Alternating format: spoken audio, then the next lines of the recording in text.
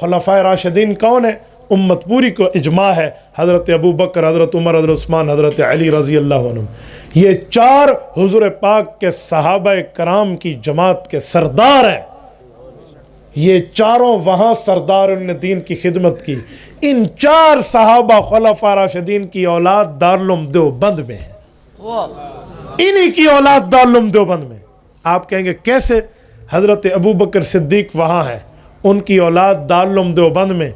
मौलाना कासिम नानोतवी रहमतुल्लाह अलैह सिद्दीकी उन नस्ल है, मौलाना अहमद नानोतवी रहमतुल्लाह सिद्दीकी उन नस्ल है, हज़रत कारी मोहम्मद तैयब कासमी रहमतुल्लाह अबू बकर की औलाद है, और मौलाना इलियास देलवी रहमतुल्लाह बानी तबलीगी जमात हज़रत अबू बकर सिद्दीक की औलाद है। वहां अबू बकर ने खिदमत की है, यहां अबू बकर की औलादों ने खिदमत की है। उधर हजरत उमर फारूक रजी अल्लाह अन्हु जैसा मुदब्बिर वक्त शख्स बैठा है, जो कोड़ा जमीन पे मारे और मदीना की जमीन का जल्जला रुका और कयामत तक रुका रहेगा।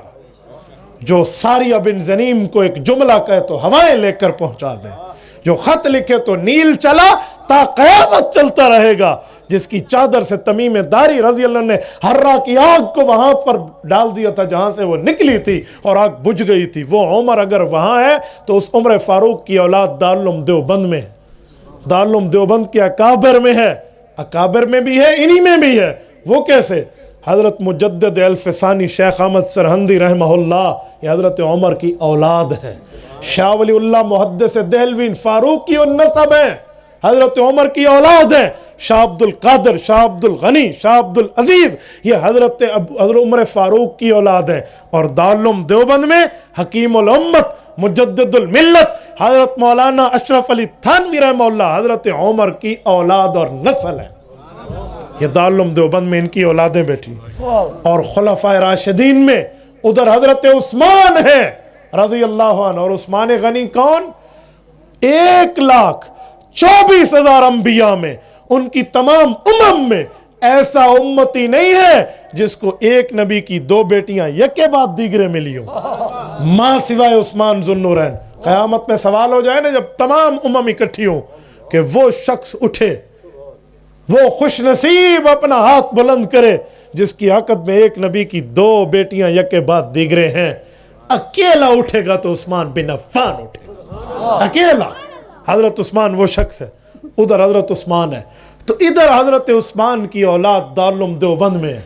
आप सवाने हयात उठाइए, मौलाना मुफ्ती अजीजुर रहमान उस्मानी अजीजुल फतावा, फतावा दारुल उलूम देवबंद वाले, जिनके अल मुहन्नद अल मुफन्नद पे दस्तखत है, जिनका फतावा दारुल उलूम देवबंद छप चुका है, ये फतावा लिखने वाली मुफ्ती आजम शख्सियत हजरत उस्मान गनी की औलाद है।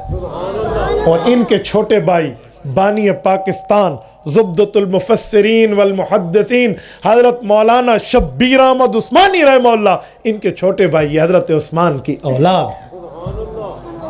और इन्हीं की फजलुल बारी मौजूद है सही बुखारी की शरह। और मेरे दोस्तों, उधर सैयदना हैदर कर्रार रज़ी अल्लाह अन्हु है, और वो अली जिसके लिए फरमाया ला युहिब्बुका इल्ला मुमिन वला युबग़िज़ुका इल्ला मुनाफिक, कि प्यार अली से सिर्फ मुमिन का, बुग़्ज़ अली से सिर्फ मुनाफिक का। तो अली सा प्यार ईमान वाले दिलों में आता है, बेईमानी के दिलों में अली नहीं सजता।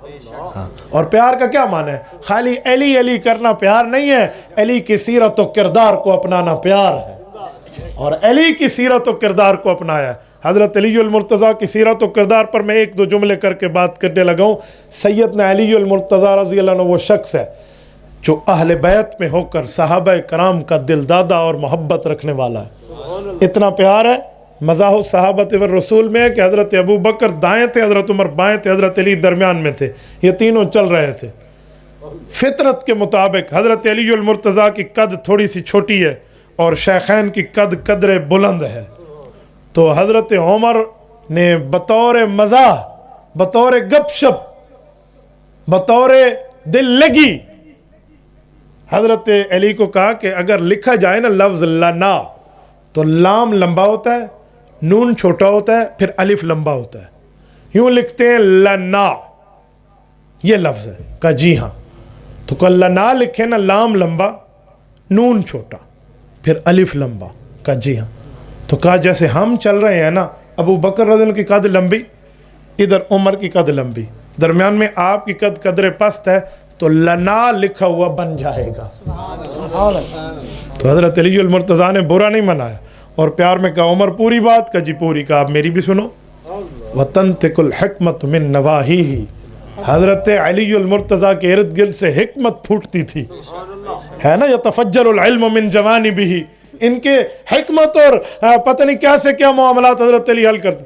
तो हज़रत अली ने फरमाया लना तो तुमने बना लिया और दरमियान में नून मैं हूँ, अगर नून को निकालो फबाकी अल्लाह, पीछे बचता है ला, ला का माना है नहीं, तो मेरे बगैर फिर तुम भी कुछ नहीं। देखो क्या प्यार और मोहब्बत है, क्या मोहब्बत और प्यार की जो है ना क्या कहते हैं बातें हैं।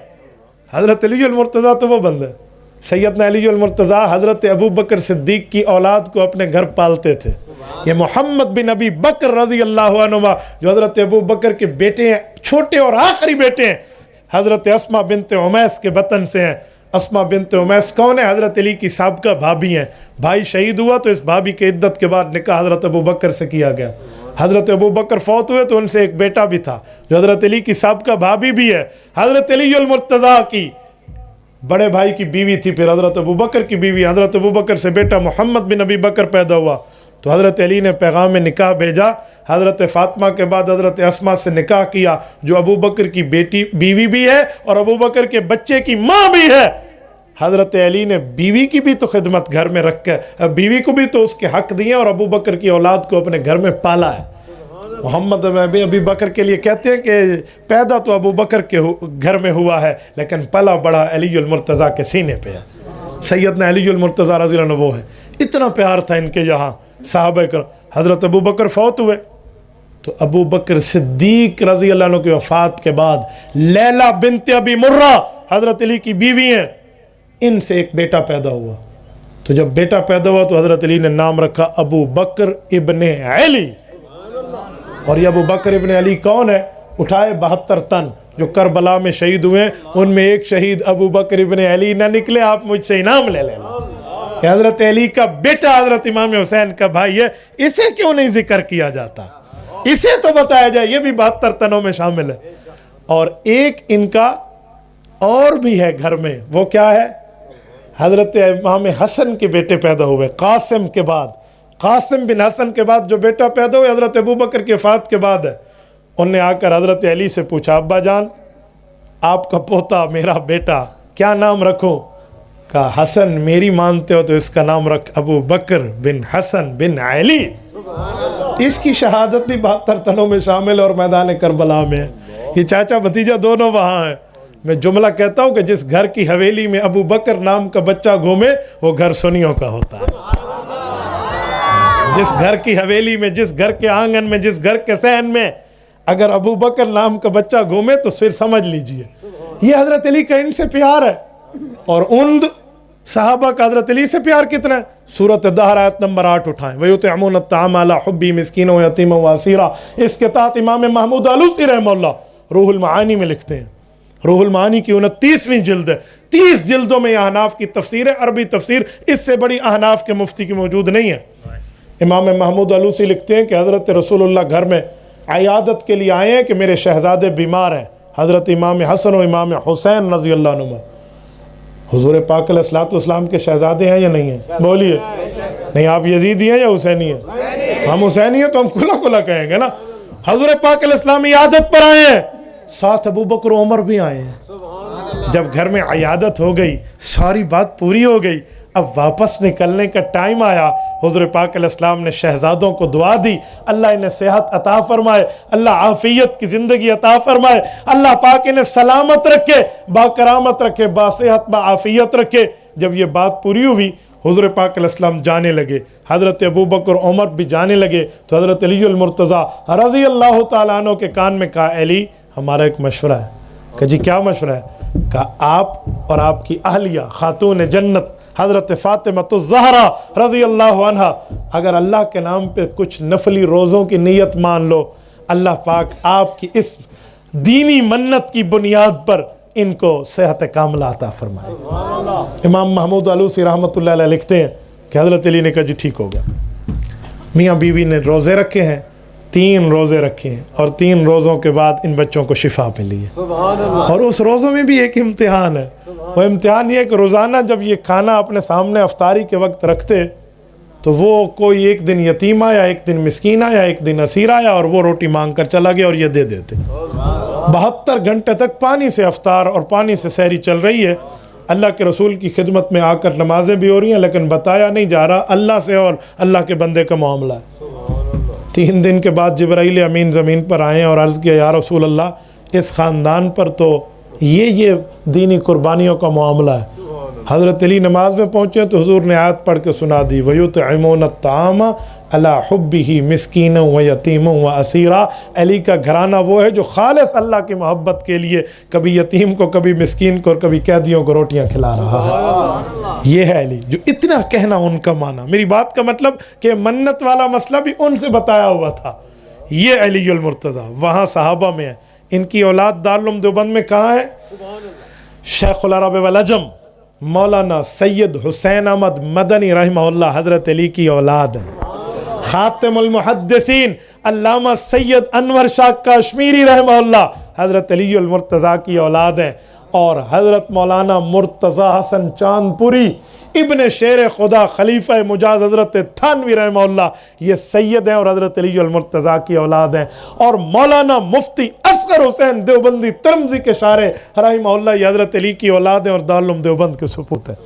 मेरी बात का मतलब उधर अबू बकर, उमर, उस्मान और अली ये खुलफाए राशिदीन दीन को चमकाने वाले, इधर इनकी औलादें दारुल उलूम देवबंद के गहवारे में बैठ के दीन को समझाने वाले।